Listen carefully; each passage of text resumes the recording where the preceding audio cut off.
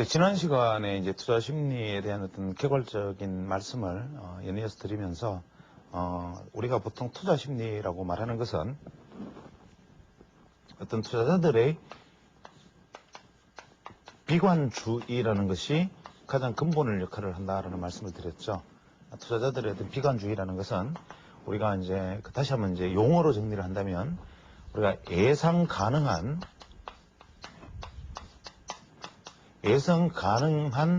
변수들에 대한 신뢰성의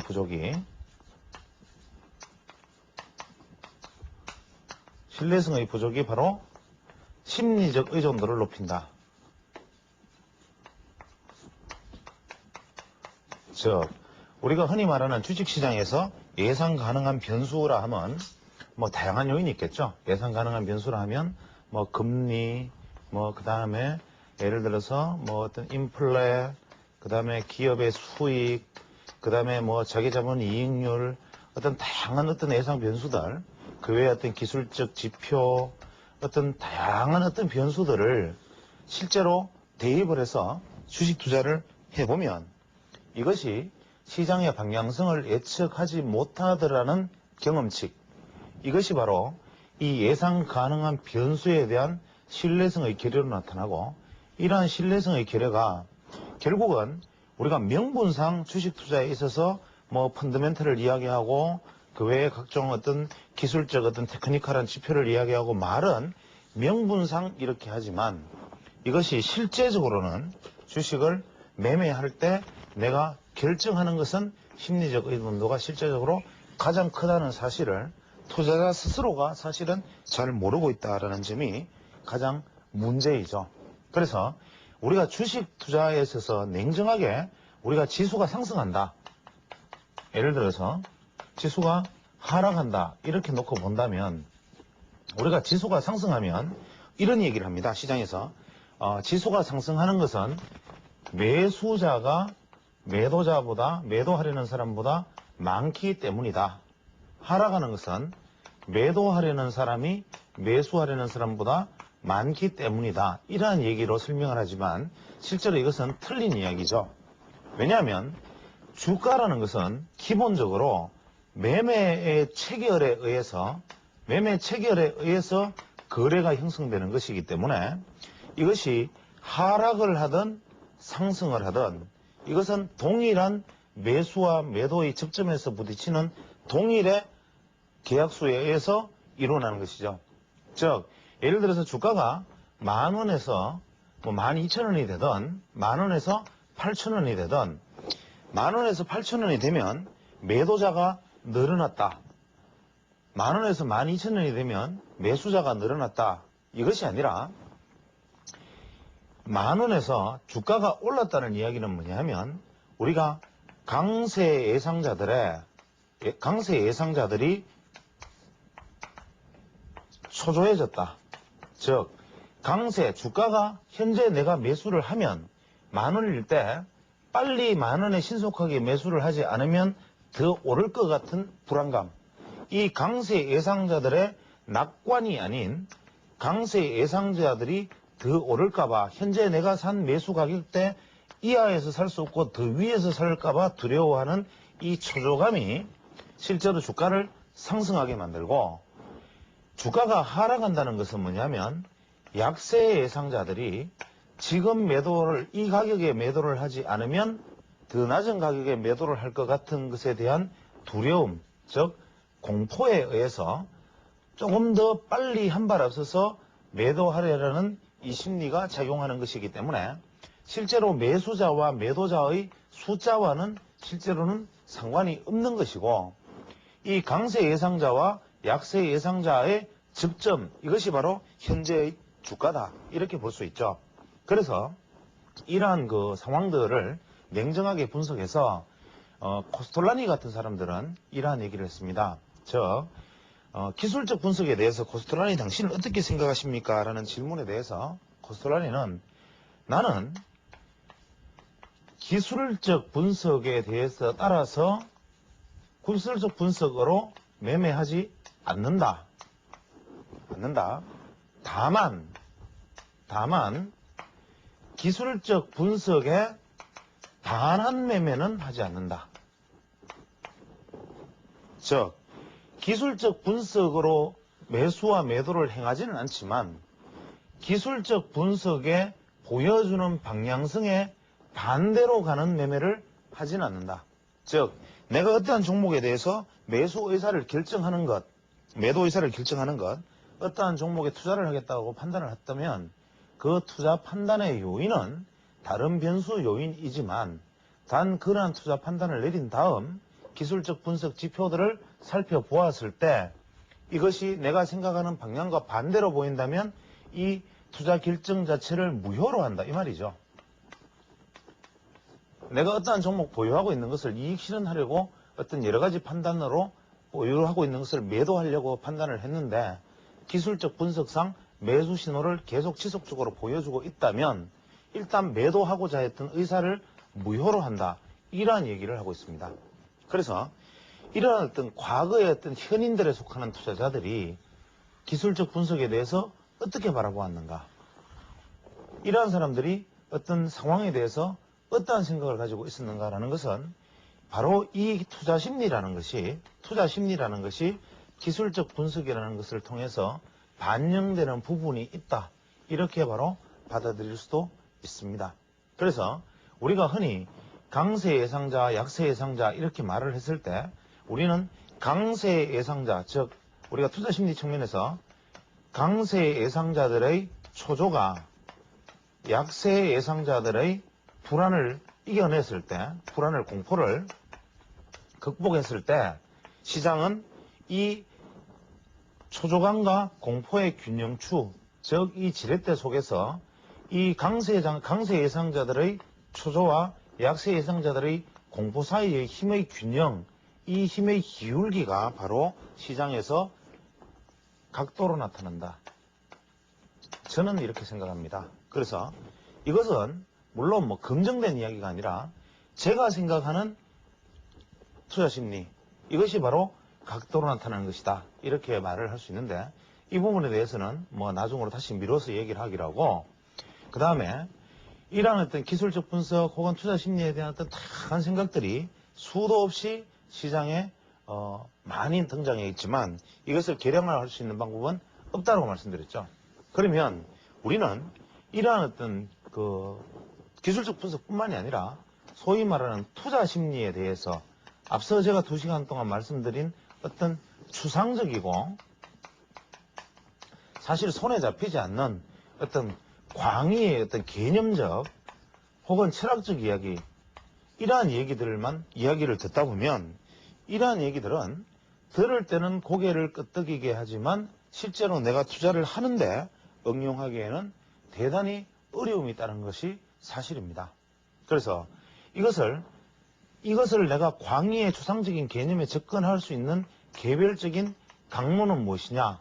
이것을 알고자 하면 우리는 결국 대중심리학이라는 가장 기본적인 어떤 심리학의 이 주가와 밀접한 심리학의 근본 이론의 기본적인 최소한 껍데기 정도는 한번 맛을 보고 넘어가야만이 이해가 가능하지 않겠는가? 이런 생각을 할 수 있죠. 그래서 여기서 제가 지금 오늘 다루려고 하는 것은 바로 우리가 인간의 지각에 관한 이야기입니다. 이 지각, 소위 말하는 투자 심리는 저는 사실 이 투자 심리라는 것이 바로 인지 부조화 이론과 일치하는 점이 있다. 인지 부조화에 대한 얘기를 나누기에 앞서서 제일 먼저 인지에 대한 지각에 대한 말씀을 드리고자 하는데 왜 현재 지각, 인지 부조화에 대한 말씀을 지금 드리고자 하느냐 하면 앙드레 토스콜라니의 사례를 다시 들으면 앙드레 토스콜라니는 이러한 얘기를 했습니다. 제가 말씀드린 코스톨라니의 달걀에서 당신이 말은 쉬운데 지금 이걸 가지고 전체적인 상황 논리로 보아서 지나고 난 다음에 이러한 그럴듯한 그림 하나 그리면 이게 도대체 이러한 어떤 심리삼각형과 다를 바가 뭐 있느냐 이런 질문도 할 수 있고 그럼 당신 말대로 동행국면이라는 이 국면을 어떻게 알고 여기서는 어떻게 이것을 알고 던지고 여기서 어떻게 사고 이것을 알 수 있는 잣대는 뭐냐? 당신이 주장하는 주식 투자의 투자 심리학은 도대체 실체가 뭐냐? 그러면 당신이 이것을 매매하는 어떤 기술적 잣대라는 것은 있느냐? 이거 유령 아니냐? 이러한 어떤 개념적 이런 이야기들이야 얼마든지 말 잘하는 사람이 할 수 있는 이야기가 아닌가 역공을 했을 때 이분이 다시 황당한 대답으로 이 질문에 답변을 합니다. 황당한 대답은 뭐냐면 아무리 연구해도 여기에 대한 답을 낼 수 있는 방법은 없고 여기에 대해서 기준을 세울 수 있는 방법도 없다. 그런데 나는 이것을 어떻게 판단했느냐? 나는 이렇게 생각한다. 즉 투자 심리에 근거해서 직관, 이성, 경험 이 세 가지, 즉 많은 경험을 통해서 냉철한 이성으로 예리한 직관을 가짐으로써 이것으로 알 수 있다. 이런 얘기를 합니다. 즉 다양한 경험, 여기서 말하는 경험은 주식 투자의 경험일 수 있고 인생의 경험일 수 있고 독서에 의한 어떤 인문학적 소양일 수 있고 이러한 경험들이 냉철한 이성, 합리적인 이성을 가지게 해줌으로써 이 합리적인 이성이 바로 날카롭고 예리한 직관을 길러주고 이 직관이 이 달걀에서 이 지점과 이 지점을 알게 해준다라고 얘기했습니다. 그러면 우리는 들으면서 다시 한 번 더 혼란에 빠지게 되는데 계속 무언가 있을 듯 하다가 철학적인 이야기, 무언가 있을 듯 하다가 개념적인 이야기, 결국 들어보면 그 이야기가 그 이야기인데 이렇게 들어보면 들을 때는 그럴듯하고 지나고 나면 소위 말하는 영양가 없는 어떤 그런 이론이 되어버립니다. 그래서 이 부분에 대해서 들어가는 데 필요한 우리가 소위 말하는 준비 작업에 대해서 한번 말씀을 드려보겠습니다. 우리가 투자 심리를 하기 위해서 제일 먼저 알아야 되는 것은 우리가 소위 말하는 지각이란 무엇인가? 인간이 느끼는 지각, 우리가 perception이라고 그러는데 이 지각은 무엇인가? 우리가 흔히 말하는 지각, 우리가 주식시장에서 현재 시장이 좋다 나쁘다, 불안하다 아니다, 현재 시장이 바람직하지 못하다, 현재의 상황은 상당히 긍정적이다, 이렇게 인지하는 이 지각의 실체는 뭔가? 이것은 바로 다양한 자극으로 이루어진 감각적 요인의 결합이다. 이렇게 얘기할 수 있습니다. 그러면 거꾸로 이 다양한 경험과 다양한 어떤 자극들, 나한테 주어지는 자극, 주식시장의 자극이라면 갑자기 연봉이 하나 들어질 수 있고 갑자기 나쁜 뉴스가 하나 나타날 수 있고 그 외에 뭐 시장의 어떤 시가총액이 어떻게 되었다, 혹은 현재 고객 수탁고가 어떻게 되었다, 투신사 펀드가 어떻게 되었다, 이런 이야기들이 다양한 어떤 자극적 요인, 소위 말하는 감각의 요인으로 나에게 주어졌을 때 이 감각을 가공해서 내가 이것에서 느껴지는 어떤 결론, 이것으로 가공해서 얻어질 수 있는 느낌, 바로 이것이 지각인데, 그렇다면 이것들을 다양한 어떤 감각적인 요인들을, 즉 자극 요인들을 플러스 해서 다 이거 더하기 이거는 몇 점이니까 지각은 우리는 좋은 쪽으로 지각한다, 나쁜 쪽으로 지각한다, 이럴 수 있는가? 그러나 심리학에서는 또다시 한 번 더 역의 이야기, 이율배반적인 이야기가 나옵니다. 즉 전체는 부분의 합이 아니다.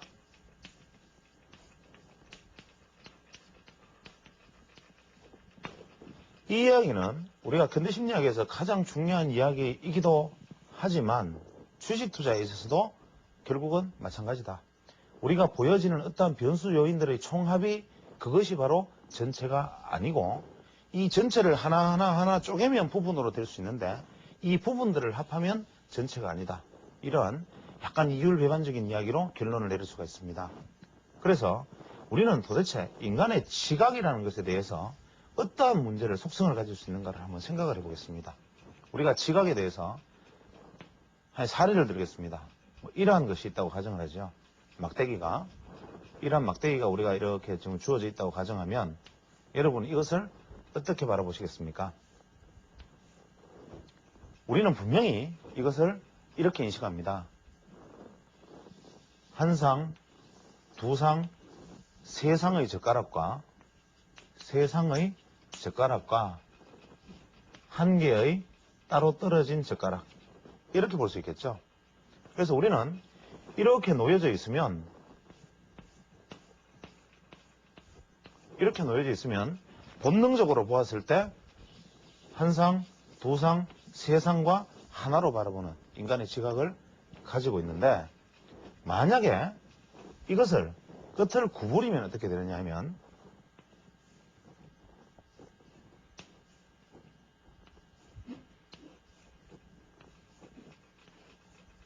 뭐 이렇게 구부려서 끝을 구부리게 되면 분명히 이런 얘기를 하게 됩니다. 한 상, 두 상, 세 상의 네모와 한 개의 그냥 구부러진 막대기, 이렇게 인식을 하죠.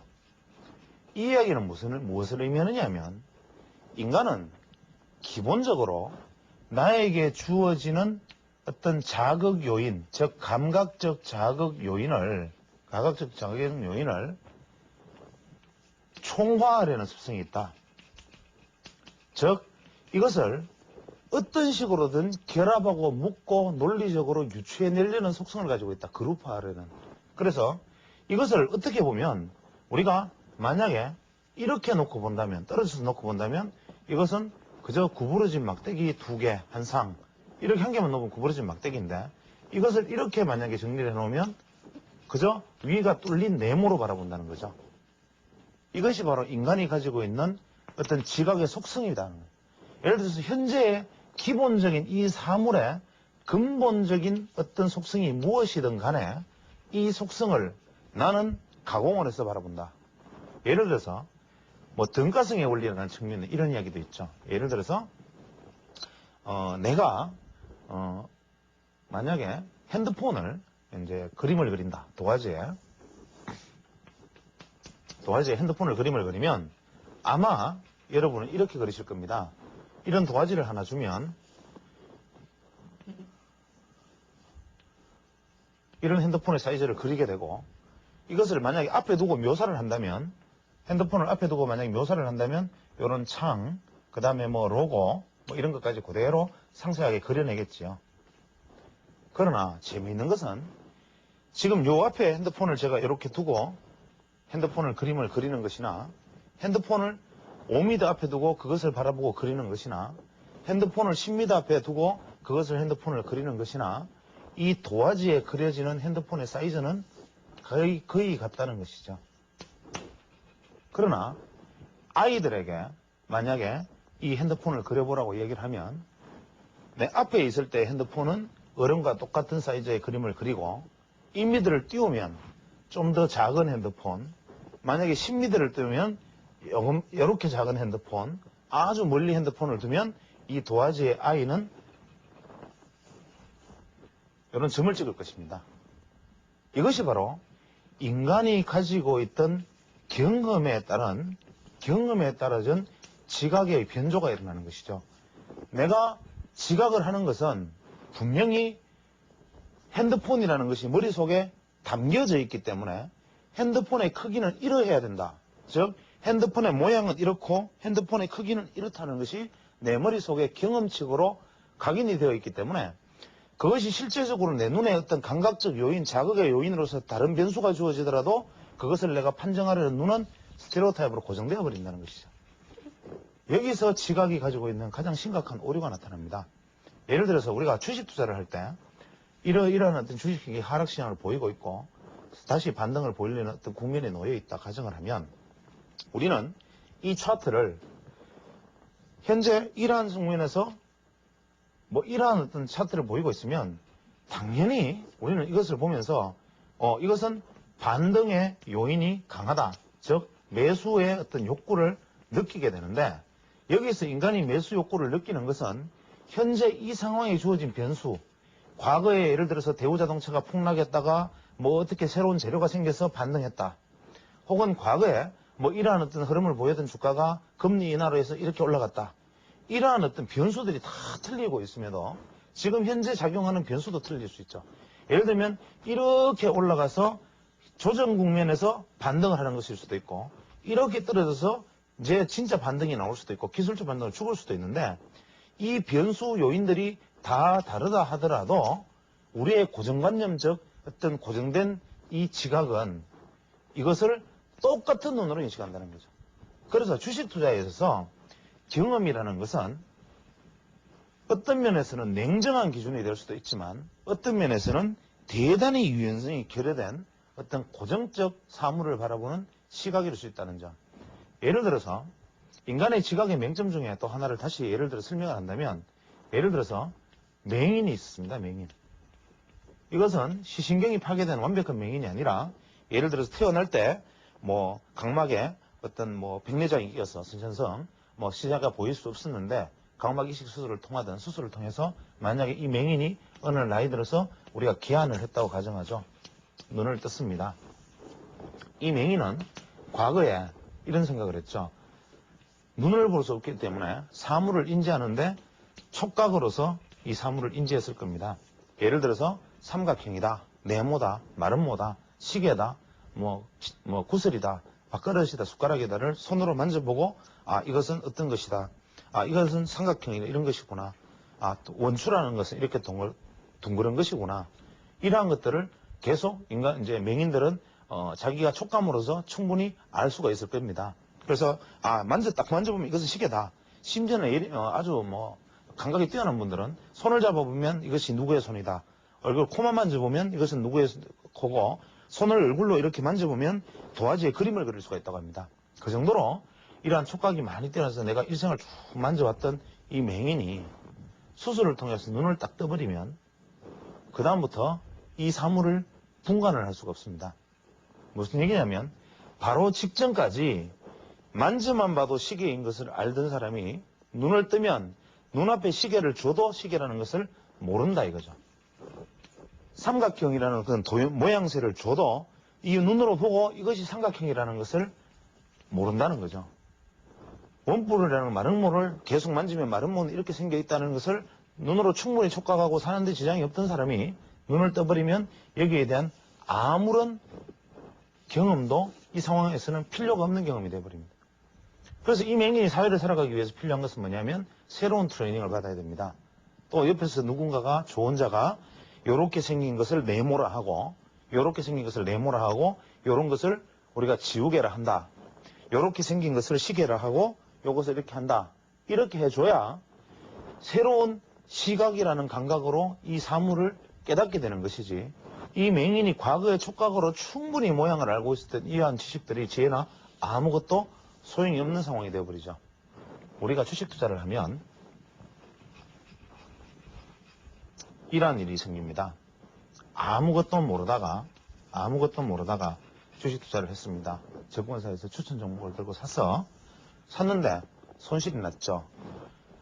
나중에 이렇게 하다 보니까 아 이번에는 뭐 무슨 나폴레옹 펀드 운영자가 잘한다. 뭐 무슨 예를 들어 S 무슨 펀드가 잘한다. 여기에 대해서 보는 눈이 생기기 시작합니다. 근데 이렇게 하다가 나중에 직접 투자를 하기로 생각하고 기술적 분석을 익히기 시작하죠. 그러면 기술적 분석으로 분명히 자기 스스로 시장을 보는 눈이 생겼었고 과거에 이 펀드에 간접 펀드에 맡겨놓고 있을 때 주가를 보던 눈보다 내가 기술적 분석으로 시장을 보는 눈이 훨씬 더 뛰어나 있음에도 불구하고 시장이 본능적으로 좋아질 것이다 나빠질 것이라는 기준점은 실제로 이쪽이 더 나빠집니다. 이것은 뭐냐면 내가 펀드에 간접 상품을 넣어두고 지수가 오르나 내리나를 기대하면서 계속 내 펀드 수익률을 계산하던 내 눈의 내 방식이 이 기술적 분석이라는 것으로 좀 더 좋은 눈을 떴음에도 불구하고 이 기술적 분석이라는 것을 알므로 해서 이 과거의 방식보다도 훨씬 더 시장을 보는 눈이 나빠지는 것. 이것이 바로 주식시장의 생리라는 거죠. 이것이 바로 우리가 인식에서 말하는 소위 말하는 지각의 문제에 있어서 심리학적 문제와 관통하는 부분입니다. 그럼 이럴 때는 어떻게 되어야 되냐면 이 과거의 경험이 아무리 훌륭했다 하더라도 내가 개인 투자자로서 이 시장에 뛰어들었다면 이 안에서 새로운 경험을 쌓아나가야 한다는 것이고 이것을 벗어난 또 무언가에 역시 기술적 분석 이외에 무언가가 있다라고 여기서 다시 눈꺼풀을 벗기고 한 번 더 새로운 눈을 떴다면 이 과거의 어떤 경험칙들은 다시 준용되지 않는 것이다. 이것이 바로 인간의 어떤 지각에 있어서 가장 근본적인 어떤 속성에 해당되는 것이다. 그래서 인간 지각이라는 것은 얼마나 한편으로는 어이없기도 하고 한편으로는 속임수에 잘 당하기도 하는 것이냐면 우리가 보통 심리학에서 초도 효과라는 것이 있습니다.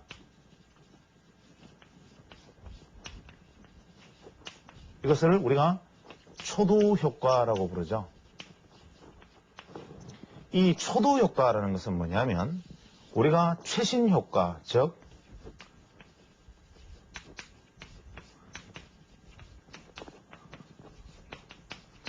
와 반대되는 개념인데, 예를 들어서 이러한 얘기를 한번 생각을 해보겠습니다. 우리가 증권시장의 리포트를 읽는 눈을 만약에 생각을 해본다면, 증권시장 얘기는 아니지만 제가 한 가지 사례를 들어보겠습니다. 그는 태양이 내리쬐는 도로에서 자전거를 타고 달려서 카페에 가서 친구를 만나서 담소를 하면서 주스를 한 잔 마시고, 또 나와서 옷가게에 가서 청바지를 하나 산 다음 옷가게 매장 여직원과 몇 가지의 농담을 하고 쇼핑백에 넣어서 집으로 돌아왔다. 집으로 돌아와서 해가 질 무렵에 어두운 방에서 혼자서 조용히 석양을 즐기면서 명상에 잠겨 있다가 저녁을 굶고 잠자리에 들었다. 자, 지금 제가 이 상황을 몇 가지 말씀을 드렸습니다. 처음에 어떤 청년이 떼약볕이 내려쬐는, 즉 태양이 내려쬐는 떼약볕이 내려쬐는 환경 속에서도 자전거를 타고 카페를 가서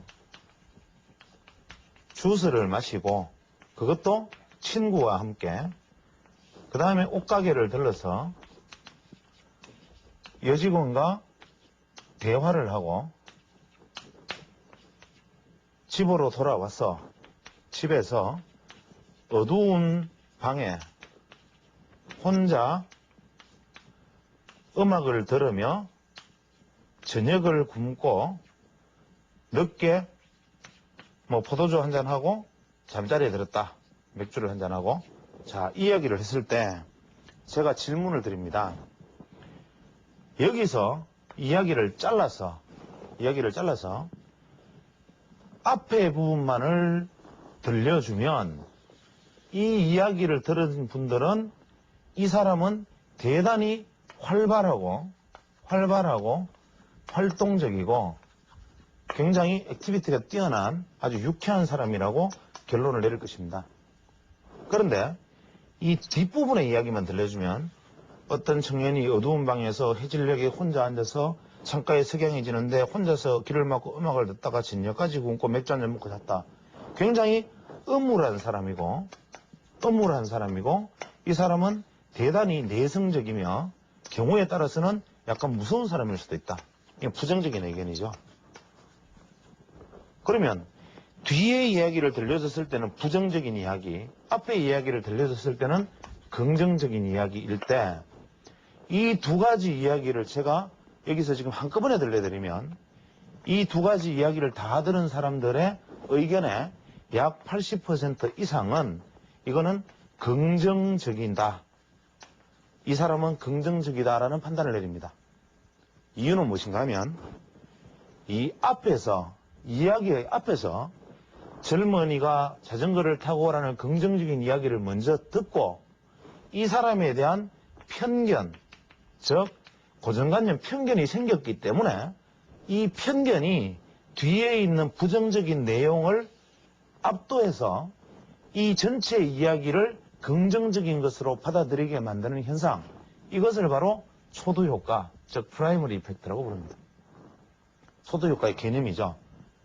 그런데 만약에 이 이야기 안에 우리가 방해과제를 브라킹 서브젝트, 즉 방해과제, 즉 여기다가 어떤 이야기를 하나 끼워 넣어 봅니다.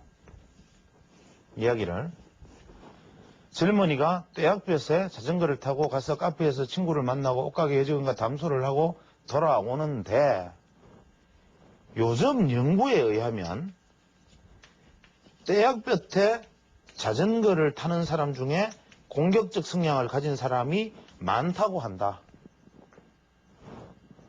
그 다음에 이야기를 계속 이어졌다.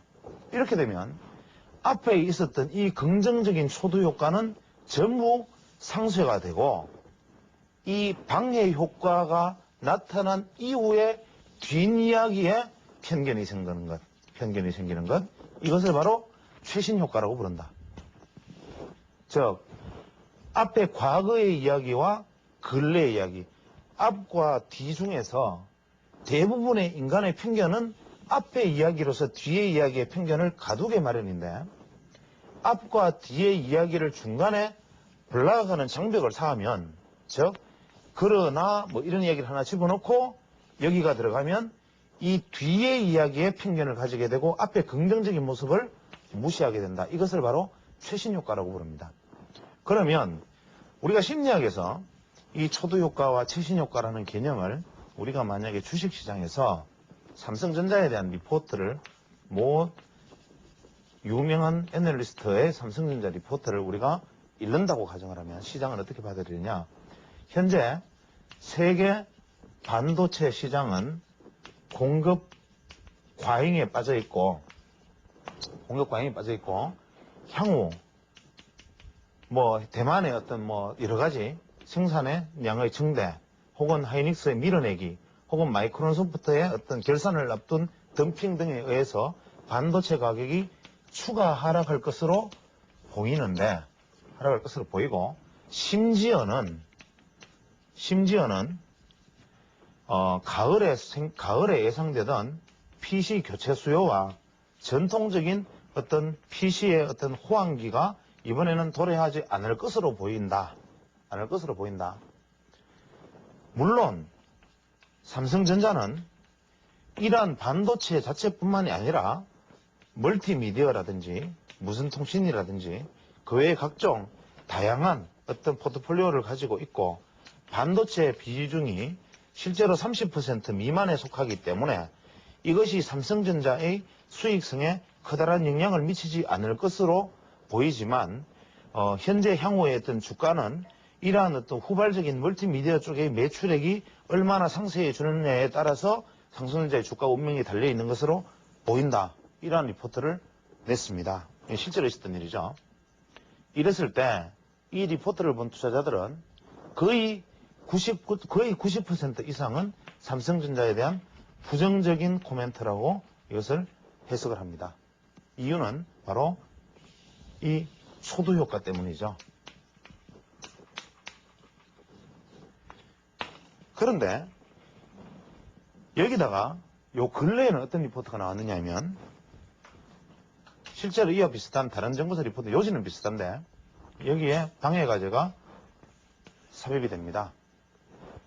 하이닉스 반도체의 투자 지연으로 향후 하이닉스 반도체의 경쟁력이 떨어지고 경우에 따라서 하이닉스 반도체의 운명이 유동적이기 때문에 이 경우 세계 PC 시장, DRAM 시장의 변동성에 대해서는 상당히 어떤 다른 결과를 가져올 수도 있다. 이야기를 하나 딱 집어넣어버리면 우리는 이 상황에 대한 리포트가 갑자기 삼성전자에 대한 부정적인 리포트가 긍정적인 리포트로 둔갑을 하게 됩니다. 이것은 뭐냐면 이 방해 과제 삽입에 의한 최신 효과, 이것이 바로 작용하기 때문이죠. 우리가 이러한 사례는 무수히 찾아볼 수가 있습니다. 예를 들어서 모나리자의 그림을 앞에 두고 어떤 사람에게 모나리자의 그림을 보여주기에 앞서서 질문을 하기에 앞서서 어떤 마릴린 monroe라든지 그 외 각종 젊은 여배우들, 미국의 아주 맥라이언 이런 젊은 여배우들을 사진들을 쭉 보여준 다음에 모나리자 사진을 보여주고 이 사람의 나이가 얼마로 추정됩니까? 라는 질문을 했을 때 두 번째, 엘리자베스 테일러, 파라 포셋, 그 외에 브리지트 바르도 이런 오래된 소위 말하는 퇴물 여배우들의 사진을 먼저 보여주고 모나리자의 사진을 보여주었을 때 모나리자의 나이는 얼마로 보입니까? 라는 질문을 했을 때 이 나이에 대한 답변은 똑같은 그룹에서 이 답변은 나이 차이가 무려 15세 이상의 차이를 보이게 된다고 합니다. 이것이 바로 우리가 인간의 지각에 있어서 바로 앞에서 보여주는 이러한 어떤 변수 요인들에 따라서 인간의 지각이 얼마나 불완전할 수 있는가, 인간의 지각은 얼마나 달라질 수 있는가를 여실히 보여주는 사례라고 할 수가 있습니다. 따라서 우리는 이러한 어떤 사례들을 가지고 볼 때 단순히 그렇다면 이러한 사례만 들 수 있는가? 또 뭐 이러한 것이 있을 수 있죠. 우리가 보통 사람이 어떤 여러 가지 그 판단의 지각의 문제 중에 예를 들어서 나는 알러지가 있었다. 갑자기 기침이 나기 시작했어요. 갑자기 없던 기침이 갑자기 재채기가 계속 났는데 재채기를 막 하면서 문을 열고 밖에 딱 나와봤는데 갑자기 밖에 우리 집에는 피어있지 않는 어떤 뭐 꽃이 예를 들어서 개나리라고 하죠. 뭐 개나리에 알러지는 없습니다만은 자 개나리가 피어있는 것을 발견했습니다. 나는 머릿속에 순간적으로 혹시 개나리가 기침을 유발한 것이 아닐까? 인간은 이렇게 추론을 하죠. 그러면 인간은 이 추론에 대한 가설을 세웁니다. 즉 이 개나리의 꽃가루가 이건 민들레라고 하죠. 민들레가 훨씬 더 실제적인 것이니까 이 민들레의 꽃가루가 기침을 유발하는 알레르기를 내가 가지고 있을지 몰라라는 가설을 세운 다음 나는 실험을 하게 됩니다. 들어갔다가 기침이 멈춘 다음에 갑자기 또 민들레가 있는 데 가서 코를 딱 대보면 또 기침이 팍 납니다. 그러면 나는 여기서 확신을 하게 됩니다. 반복성, 즉 반복에 의한 학습으로 인해서 지각을 하게 되죠. 즉 나는 민들레만 닿으면 기침을 한다. 이러한 어떤 반복성에 의한 지각을 가집니다. 두 번째로 나가 어느 날 봄이 되니까 기침을 했어요. 여름에 여기 아무리 약 먹어도 잘 낫지도 않습니다. 아무래도 낫지도 않고 한참 지나고 난 다음에 여름이 되니까 기침이 안 났습니다. 아무리 좋은 명의를 찾아다니고 종합병원 가서 검사를 해도 몰랐던 거니 겨울 지납니다. 또 그 다음에 봄이 되니까 또 봄이 되니까 기침이 납니다. 이러한 어떤 사건의 반복에 의해서 나는 다시 한번 이거는 항상성이죠. 항상 봄만 되면 나는 반복적으로 기침을 한다라는 추론을 가지게 됩니다. 세 번째, 동의인데 동의는 무엇이냐면 그냥 어느 날 기침이 났습니다. 근데 깨름직했습니다. 감기 걸린 것도 아니고 혹시 알레르기 아닌가 깨름직한데 병원에를 갔는데 의사가 참 당신 같은 환자가 하루에 20명은 더 옵니다. 요즘 봄에 이 꽃가루가 날리기 시작하면 이런 재채기가 무수히 많이 나오는데 뭐 이런 환자가 하루에 한 20명도 더 되네요. 오늘이 벌써 몇 명째인지 몰라. 이런 말들을 한 마리 딱 던져버리면 이 사람은 이 기침은 꽃가루 알레르기에 의해서 생긴 것이라는 확신을 가지게 되는데 여러분 생각에는 1번, 2번, 3번 중에 어떠한 것에 가장 확신을 둘 것 같습니까?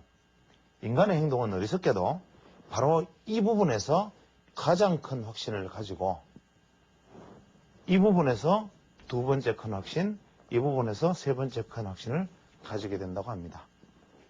그래서 여러분이 투자를 할 때 이 의사 무심코 던진 한마디 20일 전에 오늘 이런 환자가 20명째네 하는 이 말 한마디가 실제로 이 사람이 알러지 환자가 아니었음에도 알러지로 둔갑시킬 수 있다는 것.